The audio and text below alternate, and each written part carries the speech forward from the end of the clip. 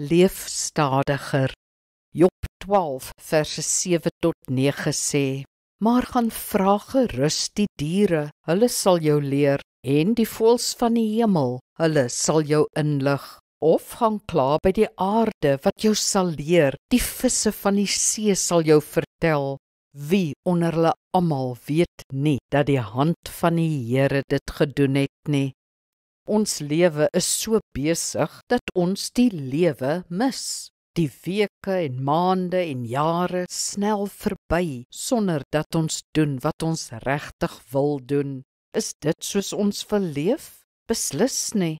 Ons moet eenvoudig stadiger leef, meer bewustelik, aandagtig en intentioneel. Ons moet meer leef.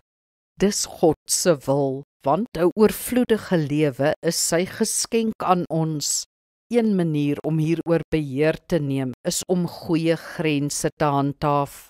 Ons moet leer om die streep onder ons werk te trek, sodat daar tyd kan wees vir rus, selfsorg, persoonlike groei, ons gesinne en die Here.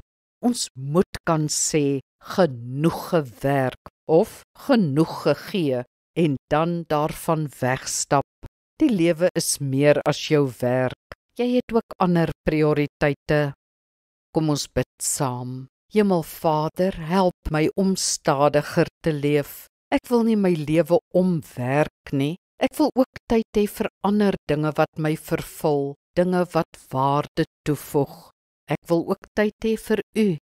Help my om tyd te maak deur 'n streep te trek onder my besig wees.